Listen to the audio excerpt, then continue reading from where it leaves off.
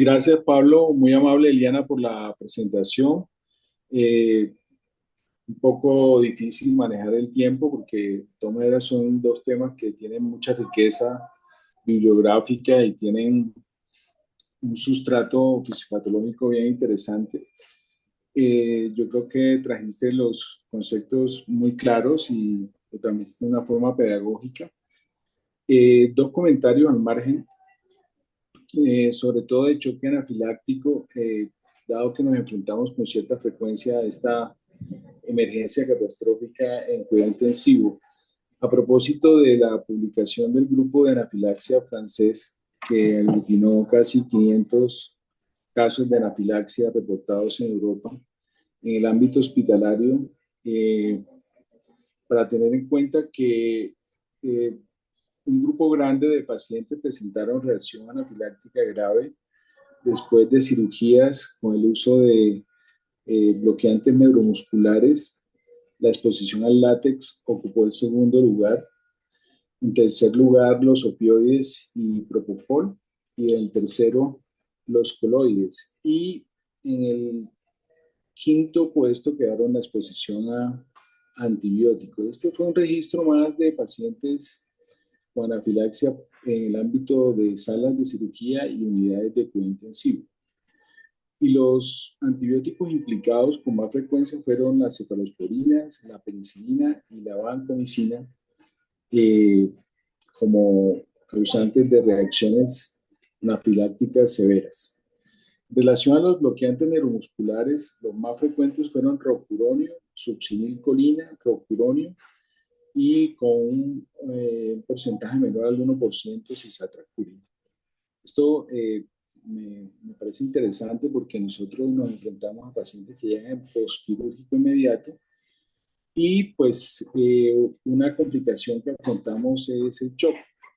Y entonces, muy importante hacer una anamnesis para ver a qué fármacos o recursos farmacológicos han estado expuestos los diferentes pacientes que llegan procedentes de cirugía. Y en relación a la terapéutica, una observación, la mayoría de los pacientes hacen reacciones anafilácticas unifásicas que responden relativamente rápido a la exposición a la adrenalina y después de eso logran relativa estabilidad, pero hay del 1 al 5% pueden hacer reacciones bifásicas que se pueden presentar hasta las 72 horas y estos pacientes pueden requerir dosis subsecuentes de adrenalina e incluso terapia coadyuvante, verbigracia de esteroides o antihistamínicos. Entonces, tenerlos muy en cuenta. Y realmente no se han descrito factores de predicción clínica a qué pacientes van a hacer este curso bifásico. Y bien importante que los que requieren dosis más altas de adrenalina probablemente pueden hacer este curso bifásico y deben requerir más intervenciones. En nombre del grupo de la Universidad del Rosario, muchas gracias, Eliana, por la presentación y los dejo para que sigan con las preguntas y el taller. Muchas gracias. Profe Mulet, muchas gracias. Jaime tiene la mano levantada. Sí, Pablito, muchas gracias y también felicitaciones a Liana. Creo que, como decía Nando, manejar el tiempo no es fácil con dos temas tan complejos. Yo tengo una pregunta para Liana y los residentes y un comentario.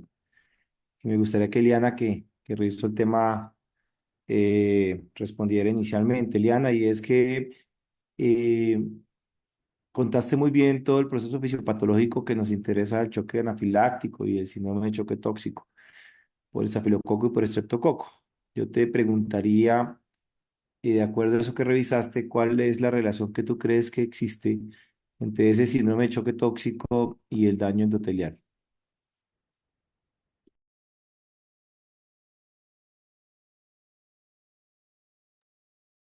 Eh, Doctor, buenas tardes. El síndrome de choque tóxico y el daño endotelial es precisamente por que hay un daño de todo el endotelio, donde se rompe toda la barrera, eh, incluido pues el glicocálix, la membrana, las uniones intracelulares y permite que haya pues una introducción de este microorganismo y adicionalmente pues una extravasación de todo el tejido al espacio intersticial. Entonces, ese daño no solo va a aumentar pues el edema intersticial y aumentar la permeabilidad vascular, sino también puede generar daño vascular y pues eso también alterar el volumen intravascular, pues generando las complicaciones cardiovasculares como en el choque anafiláctico, que es similar. Sí, de acuerdo. Y tú, la respuesta la tienes en una diapositiva que tú presentaste. Y digamos que tu respuesta va en muy buen camino, Eliana. Me gustaría escuchar a otros residentes qué les gustaría agregar. Creo que Brian levantó la mano. Adelante, Brian.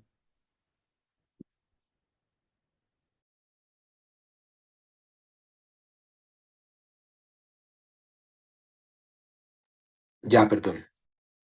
Gracias, Pablito. Ya ahora sí, profe, es que estaba bloqueado.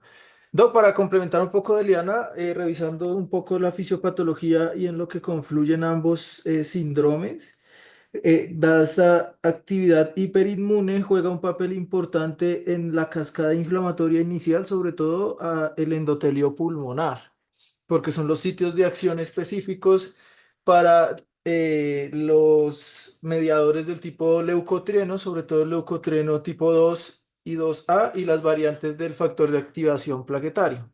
Entonces, una vez se genera toda esta lesión endotelial, se dan cambios similares con la lesión de caderinas y la lesión de calmodulinas a nivel de las uniones de la membrana endotelial pulmonar y la alteración del sistema renina-angiotensina-aldosterona. Entonces, por un lado, todo esto me dispara, similar a lo que pasa en el contexto, por ejemplo, de SDRA y toda la respuesta hiperinflamatoria que se puede desencadenar en un SDRA primario, pues esta hiperexpresión de moléculas como las integrinas que se liberan de este daño endotelial pulmonar son las que luego generan una activación del endotelio de forma remota y esta activación endotelial es la que se va a manifestar con mayor migración de células de la respuesta inmune con mayor activación, agregación plaquetaria descontrolada y eso favorece, en fin último, el efector que encontré más frecuentemente asociado es la activación del complemento y la formación de complejos C3A, C4A y C5A como efectores directos del daño a nivel de las células endoteliales y la prolongación de ese daño a nivel remoto.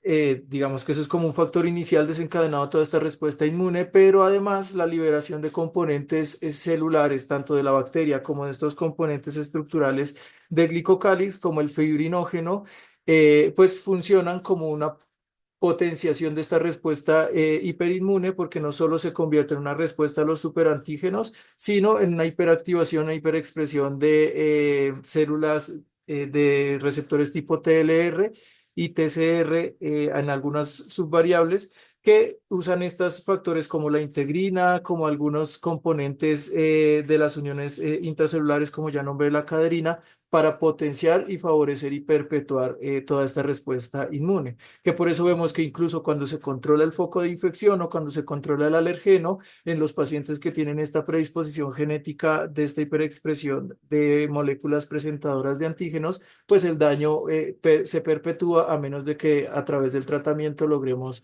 truncar este estado hiperinflamatorio. Sí, está muy bien y la respuesta de Brian es muy completa. Yo te pediría el favor, Eliana, que presentaras, te volvieras un poquito de diapositivas y van en muy buen camino y nos falta llegar ahí a la palabra clave donde sale la figura, exacto, esa, la siguiente, ahí estás. Entonces, ahí hay dos puntos interesantísimos que es importante resaltar, que es el común denominador en la fisiopatología de estas enfermedades y que hay que aterrizarlo a la cabecera del paciente y clínicamente cómo lo vamos a sospechar. Fíjate que aquí en esta muy bonita representación del grupo del portafolio de Nature, si tú te das cuenta, en la parte superior izquierda aparece la estructura llamada inflamosoma y el GDMD. ¿Tú sabes qué es el GSDMD, Eliana?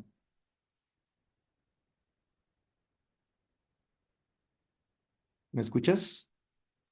Sí, perdón, tenía el micrófono apagado. Es uno de los canales donde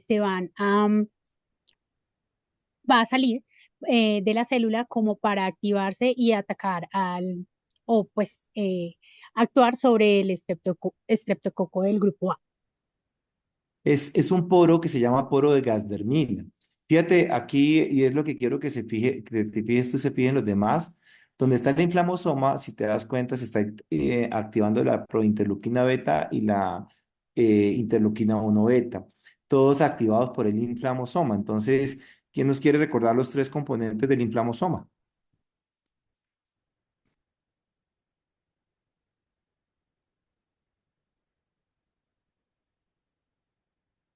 ¿Están todas las manos levantadas o es que no alcanzó aquí a ver?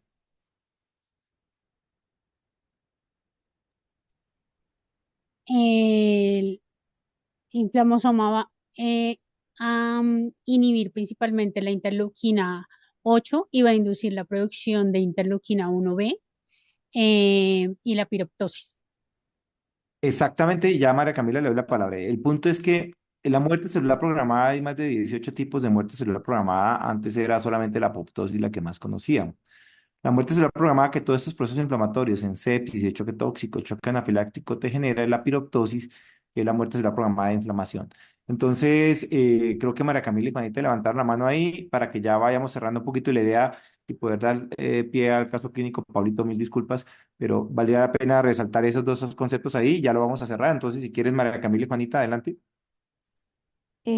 Bueno, entonces respecto a la pregunta del profe de los componentes, pues van a ser principalmente tres, que vamos a tener un NOT-like receptor, que es básicamente el receptor en el cual se van a unir esos PAMs y esos DAMs, que son las moléculas asociadas a patógenos y asociadas a daño, y pues van a ser las que van como tal a activar. También vamos a tener una proteína tipo ASC y una procaspasa 1, que pues ya va a ser lo que va a generar toda la reacción que pues ya se describió, que pues nos va a llevar finalmente a la formación de los poros de Gasdermina y finalmente pues a la piroptosis, que es una forma de muerte celular programada de origen inflamatorio. Excelente. Esos son los tres componentes. En 30 segunditos les voy a compartir un video que les va a permitir integrar un poquito mejor el concepto del inflamosoma y clínicamente cómo lo podemos buscar en los pacientes. Juanita, adelante. Profe, iba a decir lo mismo que dijo Cami. Ah, bueno. Entonces, creo que sí puedo compartir pantalla acá o creo que tú tienes que tenerla, Eliana, y les comparto aquí para que ustedes vean este video que es muy bonito.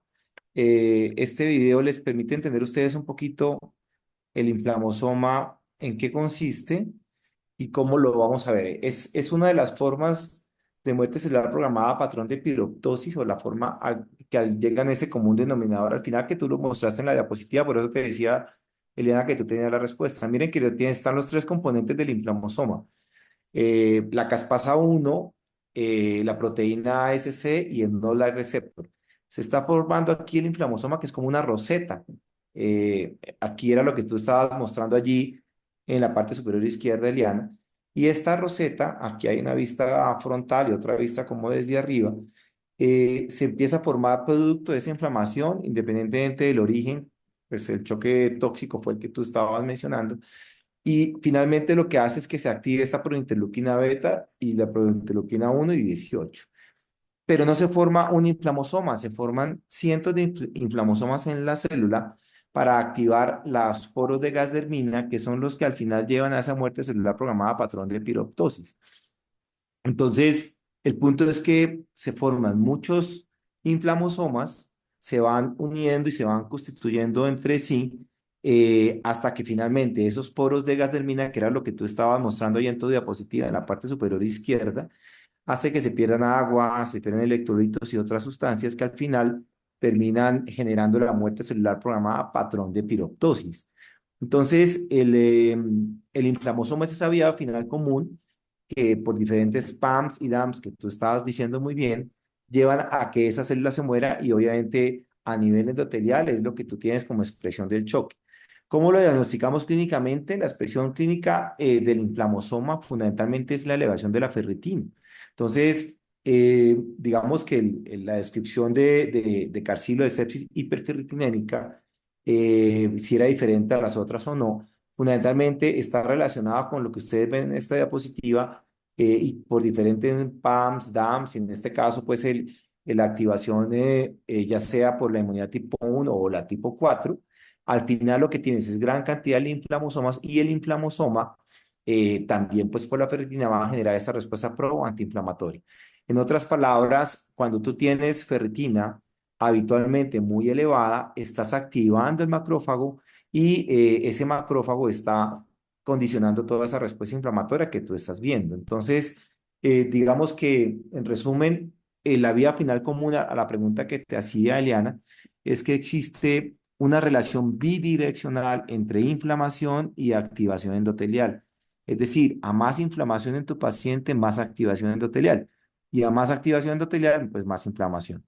Entonces, el punto que tú mostrabas muy bonito y lo recorriste muy bien en tu presentación, es cómo existe ese target en muchas uniones celulares que mencionaba Brian, dentro de ellas la becaderina, pero que al final todo eso condiciona muchas veces la expresión clínica que vemos, no solamente con la hipotensión que tú describías, sino también en el síndrome de fuga capilar. Y posiblemente después en los otros seminarios revisaremos un poquito esa, digamos, teoría que existía antes de que la fuga capilar es porque se migra al espacio intersticial, pero realmente es al revés. La inflamación lesiona ese espacio intersticial y condiciona pues todo el paso del líquido del espacio intravascular al intersticial y todo está basado un poquito pues en la nueva teoría de Starling del capilar. Entonces, todas estas preguntas iban dirigidas a que tengan presente que ese inflamosoma que tú mostrabas es la vía común de todo este choque y respuesta inflamatoria y que la relación entre inflamación y activación endotelial es bidireccional. Eso era, Pablito, mil gracias. Muchísimas gracias, Jaime, muy interesante. Eh, no sé si alguno tiene alguna otra intervención. Otto te felicitó en el chat también. Creo que pues yo no había mencionado, pero en principio creo que la charla estuvo muy buena. Es un tema interesantísimo y lograste como el objetivo final, que era como hacer caer en cuenta que no están tan lejos desde el punto de vista fisiopatológico, dos cosas que usualmente no mezclamos en la cabeza y que desde el punto de vista de las reacciones de hipersensibilidad sí hacen parte de un mismo gran capítulo. Y pues Jaime lo acaba de complementar muy bien, como realmente esto es un gran espectro de manifestaciones que todas van originadas en el mismo patrón y es la respuesta inmunitaria. Y donde nos falta todavía mucha tela por cortar es entender por qué algunas personas sí reaccionan de algunas maneras diferentes o no.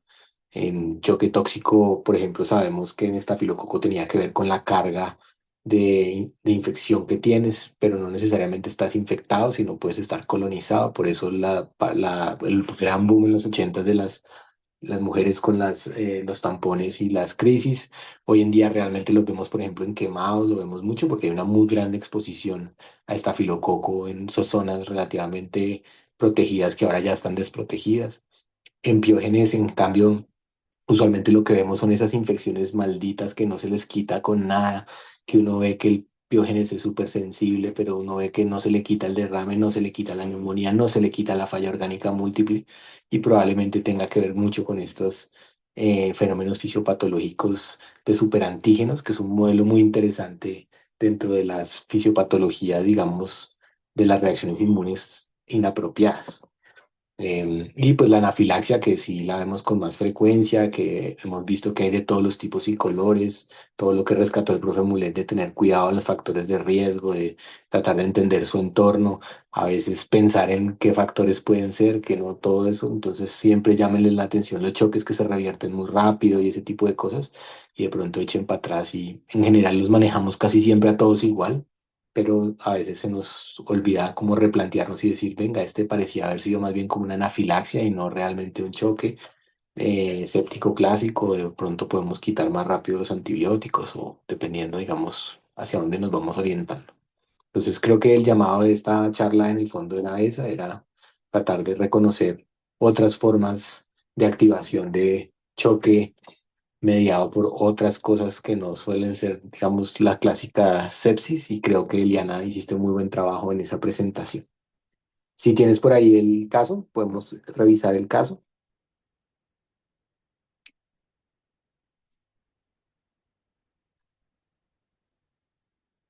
Entonces, pues la idea era tratar de hacer un caso como mezclado, que no fuera muy evidente de nada para que les tocara de todas maneras sentarse a pensar en ambas enfermedades. Pues Ricardo es un niño de 7 años, sano, lo llevan por fiebre, vómito y diarrea, dificultad para mantenerse despierto, está taquicárdico, está hipotenso, tiene un poquito de polipnea, satura más o menos bien al ambiente, tiene un relleno capilar lento y las extremidades frías y cianóticas. También se le ve un rash maculopopular y tiene edema facial. También los papás cuentan que lleva varias horas en que no orina bien. Ustedes inicialmente lo manejan con un bolo de cristaloide, pero no parece como mejorar mucho. Deciden trasladarlo a la UCI.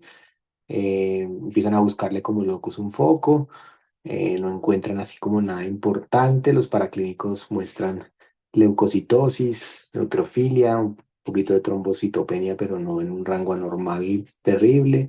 Unos gases con un pH 132, un bicarbonato 18, un lactato en 4, una PCR que está en 12 y una procalcitonina elevada también. Y pues obviamente tiene alteración de la función renal. Entonces, bajo ese escenario, que es un escenario habitual del cuidado intensivo, con algunas viñetas adicionales, la primera pregunta pues iba orientada a tratar de pensar eh, cuáles pueden ser los diferentes fenómenos fisiopatológicos que pueden llevarlo a uno a este mismo escenario. Un poco lo que Eliana hizo durante toda su presentación, pero específicamente para este paciente que se les ocurrió o cómo lo manejaron.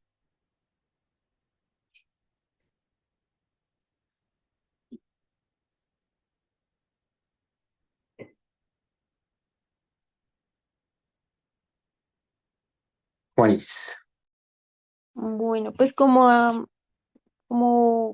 haciendo como un resumen más o menos del, pues de los datos del caso y como de la exposición, pues uno puede, pues yo consideré que es un paciente que tiene un choque probablemente distributivo mixto, con características pues de hipoperfusión, o sea, como hipodinámico, eh, que podría estar en relación pues o un choque séptico o un síndrome de choque tóxico. Dentro de esos mecanismos fisiológicos, pues la vasodilatación periférica, secundaria pues a la liberación de citoquinas proinflamatorias que podían ser inducidas por las toxinas bacterianas o por los superantígenos, como en el choque tóxico, el aumento de la permeabilidad vascular secundario a esto, con fuga de fluidos hacia el espacio intersticial, el edema, la disminución del volumen intravascular efectivo, eh, hipotensión refractaria por una respuesta inapropiada a los receptores vasculares al estímulo pues simpático, hipoxia celular debido a la disminución del transporte pues de oxígeno y acidosis láctica secundaria pues a esta hipoxia y el metabolismo anaerobio, disfunción mitocondrial por todos los mediadores inflamatorios y que haya una disminución del volumen intravascular también asociada a diarrea, vómitos, a la fuga capilar y que pueda haber depresión o compromiso de la función miocárdica secundario a las citoquinas proinflamatorias, al óxido nítrico, eh, que lo puede llevar a comportarse como una falla cardíaca o un choque, donde pues podríamos pensar de pronto en optimizar la pared cardíaca. Eso es como haciendo como una mirada como gruesa de todos los mecanismos eh, que podrían estar en relación con el choque de este paciente. Perfecto, Juanis. Juan. Buenas tardes a todos, Juan David Suárez de la Universidad de La Sabana.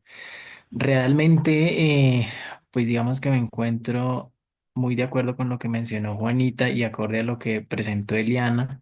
Solamente quisiera agregar que, pues digamos que el análisis clínico del caso clínico, si me permiten la redundancia, que hice fue bastante similar. Sin embargo, a la conclusión que yo llegué y como muy bien lo mencionaba el doctor Pablo, este es la gran mayoría, pues este caso clínico es el fiel ejemplo de la gran mayoría de los pacientes a los que nos enfrentamos probablemente en la cotidianidad del manejo de la unidad de cuidado intensivo.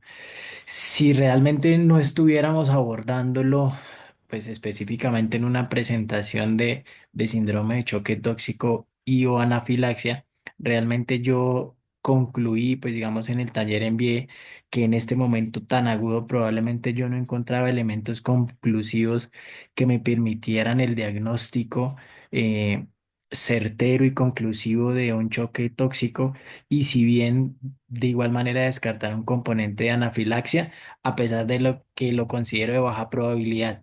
Si bien la mayoría de los escenarios clínicos en la medicina y sobre todo en la unidad de cuidado intensivo no implican que haya un mecanismo fisiopatológico único, sino que más bien puedan coexistir distintos mecanismos fisiopatológicos, considero de igual manera que, pues, que hay un paciente que está en un choque hipotensivo, que está progresando rápidamente a una disfunción orgánica múltiple y que probablemente el abordaje sistemático que realizaríamos en este paciente y en cualquier otro paciente que llegaran pues en las mismas condiciones estaría enfocado en una estabilización hemodinámica que a medida que pudiésemos o pudiéramos, perdón, hacer pues un abordaje a través de pues la toma de laboratorios e imágenes diagnósticas, nos acercaríamos más a un posible diagnóstico etiológico específico, porque como bien pues cuando desarrollamos el taller vamos a darnos cuenta que una de que la siguiente pregunta para ser exacto y respecto al diagnóstico del choque tóxico, perdón, y la anafilaxia, pues exige unos criterios del laboratorio y unos criterios clínicos que yo me atrevería a decir que comparte la gran mayoría de ellos junto a otros escenarios y el más frecuente, pues una sepsis y un choque séptico de cualquier otro origen. Entonces, muy de acuerdo con lo que mencionaron mis compañeros, mis compañeras, perdón, sin embargo, pues con los datos disponibles hasta el momento, muy apresurado para dar un diagnóstico certero. Muchas gracias, eso tenía para compartirles. Perfecto, Juan. Muy al lugar tu respuesta. Parte del ejercicio era ese. El escenario en realidad es un escenario más parecido a un choque séptico de cualquier etiología. Y a propósito, retiramos algunos de los factores que pudieran orientarlo a uno hacia choque tóxico y hacia choque anafiláctico. Parte del objetivo en el fondo es mostrarles que en la vida real usualmente la razón por la que subdiagnosticamos este tipo de cosas es porque como nos acostumbramos al patrón típico de la sepsis, pues que a veces se nos olvida meter en el diagnóstico diferencial este tipo de cosas, un poco lo que comentaba el profe Mulet de no olviden de salir de salas de cirugía en choque hipotensivo, de pronto qué tal que sea una alergia al bloqueante neuromuscular o al opiáceo que están usando. Entonces parte en medicina suelen decir que si uno no piensa las cosas, pues no las ve. Entonces, como que más que mm, no esperen, digamos, el artículo del libro en el que les dicen este paciente es alérgico a las abejas y viene hipotenso y rojo y rubicundo y está pidiendo adrenalina, sino piensen más bien que se confunde mucho, que uno a veces da muchas vueltas, que no es tan fácil. Afortunadamente los tratamientos de soporte son más o menos los mismos, entonces da tiempo de manejarlos de forma genérica y usualmente salen adelante, pero desde el punto de vista etiológico, creo que estamos probablemente subdiagnosticando a veces mucha cosa y pues eso lleva a sobretratamiento en algunas cosas y probablemente a no alertar a esas familias para un siguiente episodio o un futuro episodio o por ejemplo para decontaminar a un paciente de estafilococo o ese tipo de cosas. Sin embargo, pues como somos clínicos, pues nos toca también a tratar de, de subclasificar con las herramientas que tenemos. Entonces, la siguiente pregunta era esa. ¿Con qué otros hallazgos clínicos o paraclínicos podrían ustedes tratar de reorientar este caso hacia una reacción anafiláctica o hacia un choque tóxico?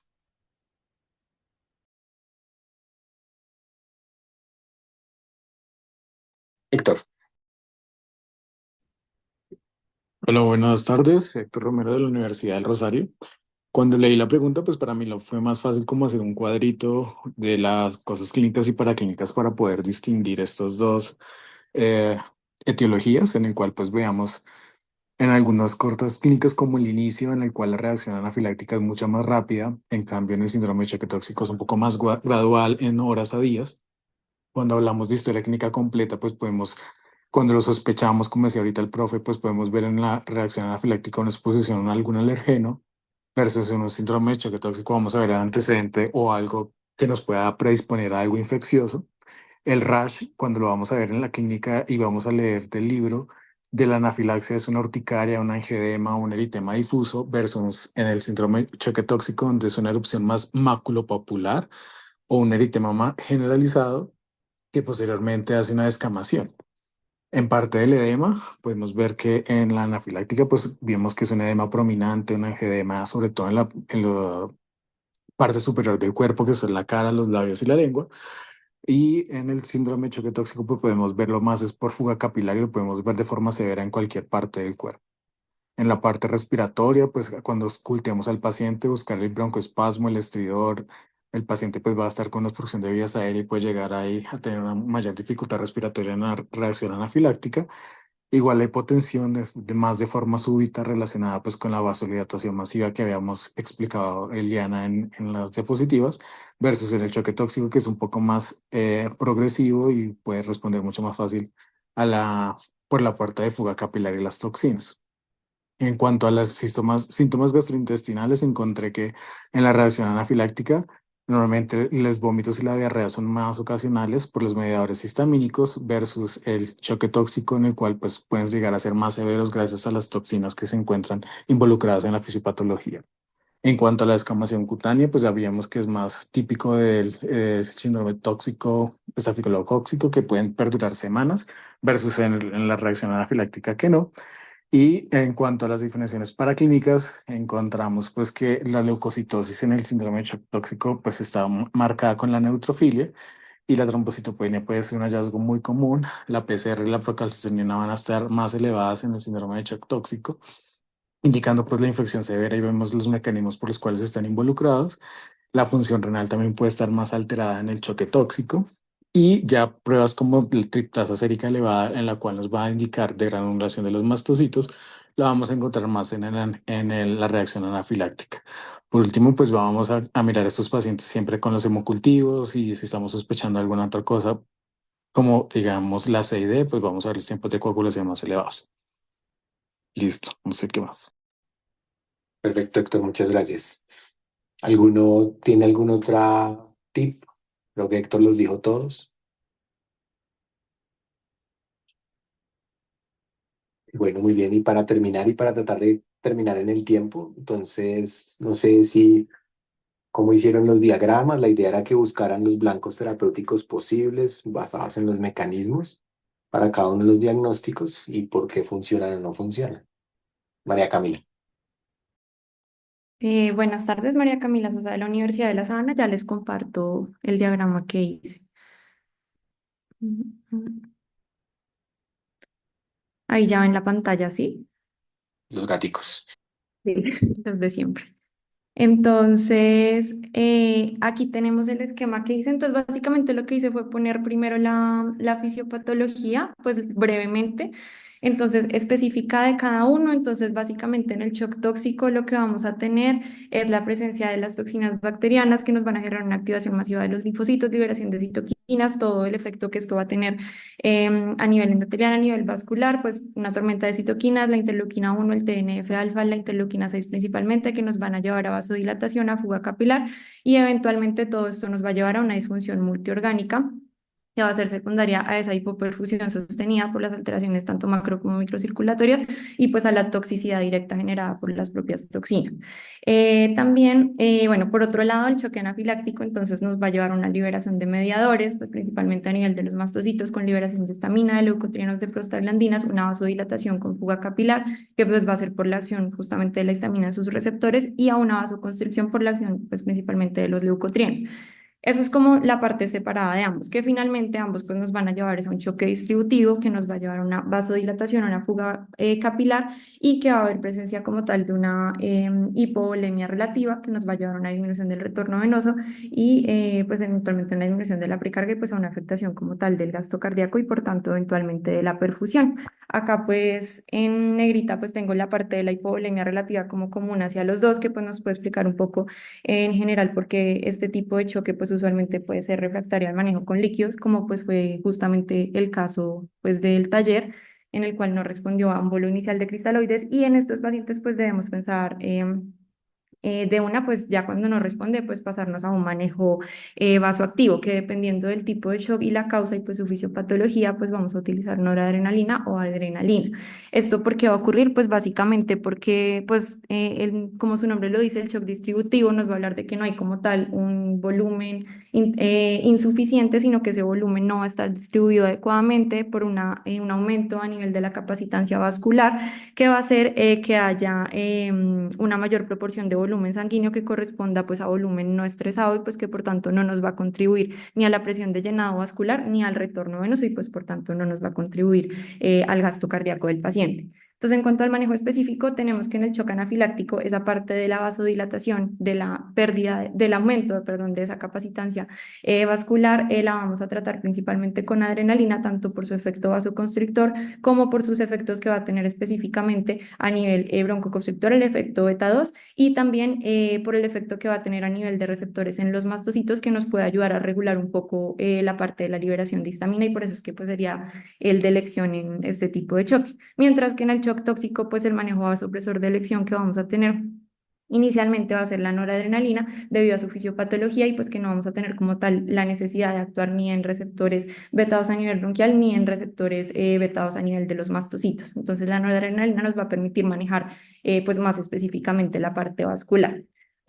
Por otro lado, específico del shock anafiláctico, entonces vamos a tener los antihistamínicos que deben ser unos en manejo que va a ser coadyuvante, no un manejo de primera línea, porque pues como bien decía el profe Muleda ahorita, cuando se utilizan como manejo de primera línea, incluso pues se ha descrito que pueden llegar a aumentar el tema de las reacciones bifásicas.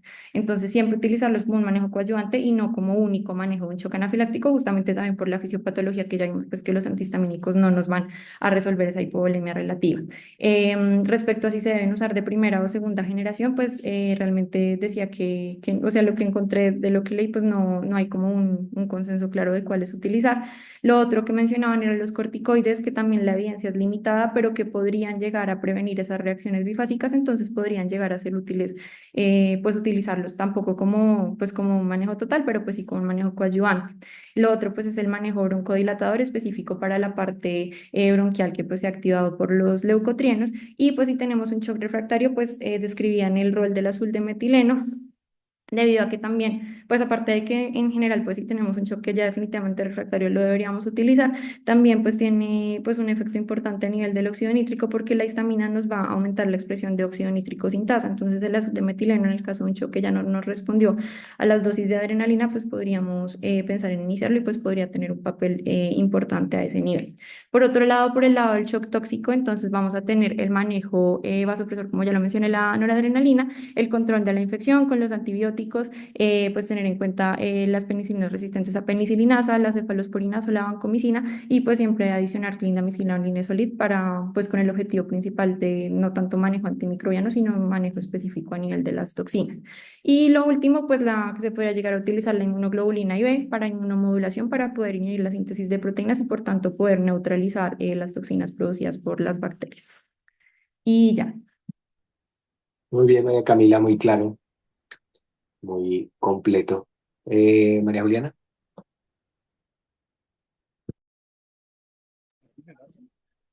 Ya les voy a compartir mi pantalla. Yo hice algo un poco más, no sé cómo explicarlo, como más basado en la fisiopatología, un poquito más explícito dentro del cuadro, pero que finalmente es lo mismo. Entonces dividí la fisiopatología en las dos principales, pues el choque tóxico es lo que vemos aquí a mano izquierda amarillo y anafilaxis es lo que vemos a mano derecha azul. Entonces, pues el síndrome de choque tóxico, infección por especialmente pues el estafilococo aureus y el estafilococo piógenes. Obviamente, como dijo Eliana, ya tenemos otros que están asociados, pero estos son los más comunes. em, Asociados pues los el estafilococo aureus asociado a infecciones como que se pueden clasificar como menstruales y no menstruales, y las infecciones del estreptococo piógenes, especialmente las del tejido, los tejidos blandos, fascitis necrotizante y miositis y celulitis. Que estos dos generan superantígenos, como la toxina del síndrome del choque tóxico tipo 1 para el estafilococo aureus, también las enterotoxinas, y para el estreptococo piógenes las exotoxinas pirógenas estreptotóxicas A, B y C. Esto produce citoquinas proinflamatorias y mediadores vasodilatadores que generan vasodilatación generalizada. Y por el otro lado, la anafilaxia, entonces, pues, se provoca por diferentes alergenos, entre los cuales están la comida, insectos o algunos medicamentos que activan el sistema inmune adaptativo y secreción de una IG específica a los mastocitos basófilos y los basófilos. Y posteriormente, por medio de la unión de la región previamente sensibilizado, aunque hay algunos casos de anafilaxia que no tienen el mastocito previamente presentado al sistema adaptativo, producen liberación masiva de histamina a otros mediadores vasodilatadores que por medio de receptores H1 y H2 pues generan la vasodilatación generalizada. Todo eso finalmente nos lleva a una disminución del flujo sanguíneo de diferentes órganos, un síndrome de fuga capilar, y como resultado tienen pues una hipoperfusión sistémica, eh, y pues ya digamos de ahí abajo pues todo lo que eso se genera secundario. Mis targets pues mis targets del manejo los puse en verde, entonces desde el punto de vista de los microorganismos, entonces es importante pues el manejo antibiótico que depende del microorganismo del cual estemos hablando, 7 a 14 días, especialmente porque y pues el choque tóxico es importante hacer control de la fuente, entonces en aquellos pacientes con estafilococcus aureus, pues antibióticos de amplio espectro, dependiendo de la tasa de resistencia a la oxacilina dentro del centro, en manejo antibiótico de 7 a 14 días, y de estreptococo piógenes también en manejo antibiótico, pero también en y pues en relación con infecciones de tejidos blandos es importante hacer la debridación y los lavados de este foco, porque finalmente estos focos sí tienen o sea, sí tienen una causa eh, que se retira. Y recordemos que en abscesos, lo más importante de los abscesos y de las colecciones, pues es retirar el foco, que finalmente es retirar la colección.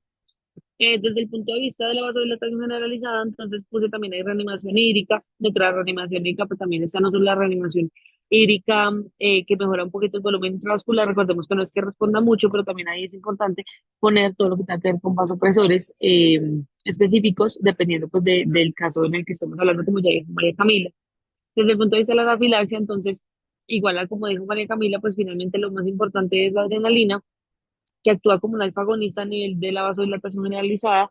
Eh, digamos que idealmente no es, la adrenalina se requiere a dosis altas para que actúe a nivel de alfa-1 agonista. Sin embargo, sí se ha visto que a dosis un poquito más bajitas pueden no solo, pues digamos que las infusiones pueden no solo actuar a nivel de la secreción de la histamina, pero también un poquito más de soporte inotrópico a nivel para mejorar un poquito la perfusión distal. Los antihistamínicos para revertir la acción de la histamina, y la hidrocortisona para hacer una disminución un poquito de la reacción inflamatoria. También ahí dentro de la disminución de la reacción inflamatoria tiene cabida la infusión de monoglobulina. Sin embargo, pues no es como en este momento una terapia de primera línea, es más una terapia de rescate que se utiliza en estos pacientes. Y ya, eso es todo. Muy bien, María, muy claro. Creo que en principio se cumplió el cometido. Creo que a todos dieron un muy buen esfuerzo por tratar de integrar estas dos entidades. Eliana, felicitaciones nuevamente por tu charla. Y pues dejamos por hoy aquí. En 8 días vamos a hacer también una nueva que es inmunoterapia cuidado intensivo. A ver si ya que estamos usando tanta cosa, pues por lo menos entendemos y aprendemos cómo funcionan estas cosas. Entonces nos vemos en 8 días. Cuídense mucho. Chao, chao.